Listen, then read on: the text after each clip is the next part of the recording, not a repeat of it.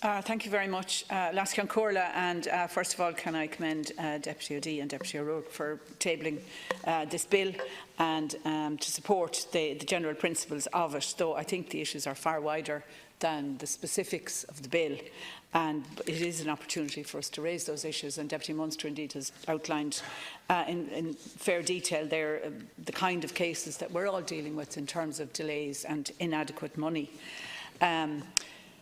I note that Minister English has said that there was €71 million allocated this year. Now, I presume that's just for the private grants, which includes, I presume, the older persons, the disability and the mobility. So it's the three different types of grant, all of which do make a huge difference to people's lives and allow people to stay at home or to be discharged from hospital or from long-term care in a way that is hugely beneficial, obviously, to that individual and their families, but also to the public purse that's paying for the hospitals and the long-term care, etc.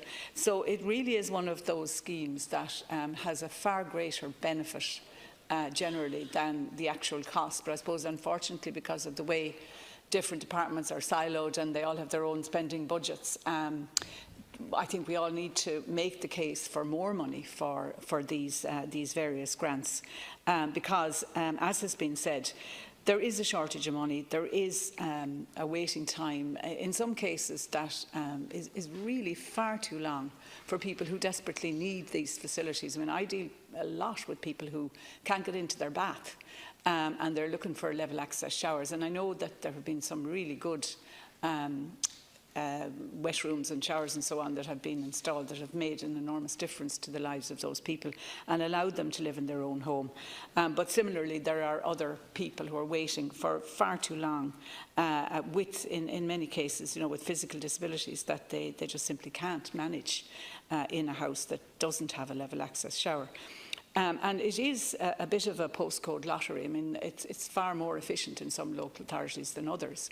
And we really do need to see some consistency imposed from the department. Now, I know local authorities are all individual and they have their own autonomy and so on in lots of ways. But surely there can be some national monitoring and policy that ensures that there is that level of consistency around the country.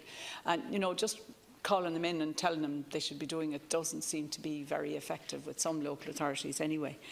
I particularly want to raise the issue of council. I know this bill is about the private grants, as I understand it anyway, but for council tenants, I was really shocked in the last week when I got an email back in relation to a particular applicant who is a council tenant and who needs a bathroom conversion.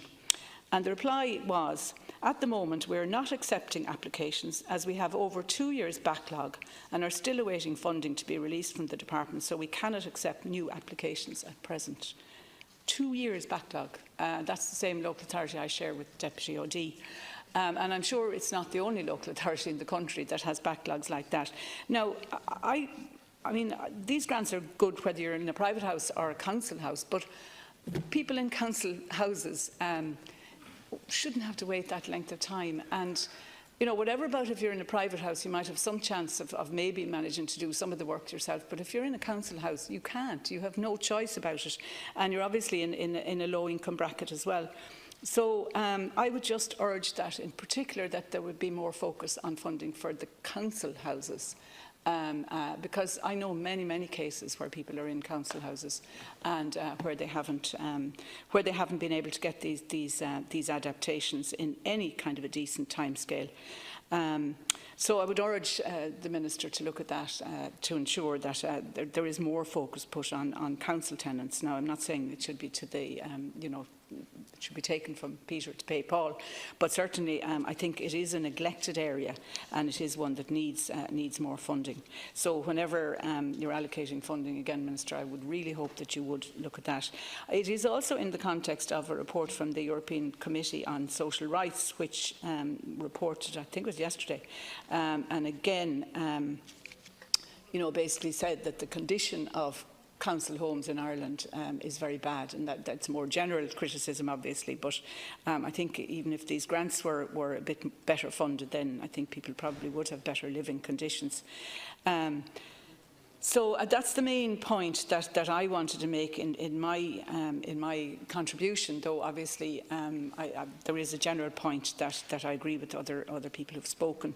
In relation to the bill itself, I suppose I'm not quite sure why there is so much detail in the requirements, which the Minister has said may need to be changed in terms of OT reports and needing 2 estimates, etc. It probably wasn't necessary to put that level of detail in, but maybe it's in for a reason. But I certainly think that the bill, should proceed to the next stage, and that it can be amended if necessary in order to make it consistent with the previous legislation, which obviously covers the 3 grants: the older persons, the disability and the mobility grants. So in general, I'm supportive of the bill, but as I say, I would really like to see a focus put on council tenants who are waiting such a long time for adaptations in their homes, which is their home as well, as much as the private application is. And we need to ensure that whatever can be done to allow people to live in their own homes, which everybody agrees is the best thing, if it can be done for people to stay in their own homes. I would certainly support you, Minister, if you need to get a bit more money from DEPR to ensure that we can, because it makes sense in a cross-departmental way to spend this money, which would both save money for the Department of Health in particular, but which also would be the best for the people concerned. So again, I support the bill.